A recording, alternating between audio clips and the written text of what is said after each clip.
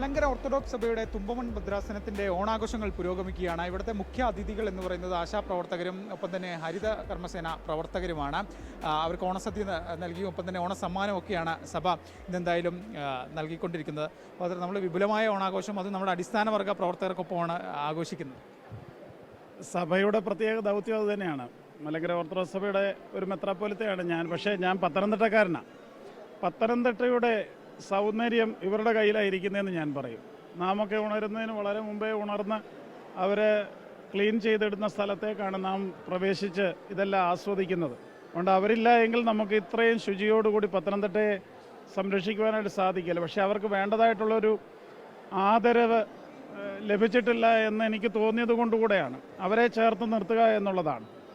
അപ്പോൾ അവർക്ക് വേണ്ടതായിട്ടുള്ള ഒരു അപ്രീസിയേഷൻ നൽകുക. അതോടൊപ്പം ക്രിസ്ത്യാനിയെന്നോ മുസ്ലിമെന്നോ ഹിന്ദുവെന്നോ ഒന്നുമില്ല. ഈ നാട് നമ്മുടേതാണ്.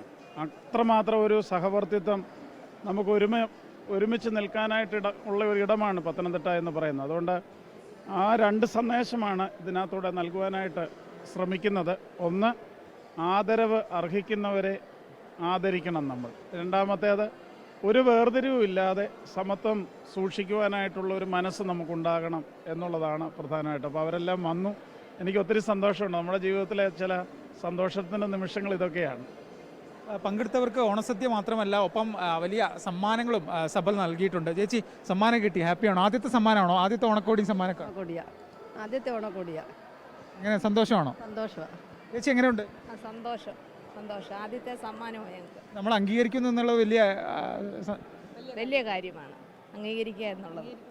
എന്തായാലും അംഗീകരിക്കുന്നതിലെ സന്തോഷത്തിലാണ് ഈ ചേച്ചിമാരും അമ്മമാരൊക്കെ ഉള്ളത്. ആ ഓണാഘോഷം ഇങ്ങനെ പുരോഗമിക്കുകയാണ്. കേരളത്തിൻ്റെ ഒരു മതേതര സങ്കല്പത്തിൻ്റെ, മതേതരത്വത്തിൻ്റെ വലിയ പ്രതീകം കൂടിയാണ് ഇത്തരം ആഘോഷങ്ങൾ. ക്യാമറമാൻ സഞ്ജയ് ഇക്ബാലിനൊപ്പം എ വി ജയശങ്കർ, 24 പത്തനംതിട്ട.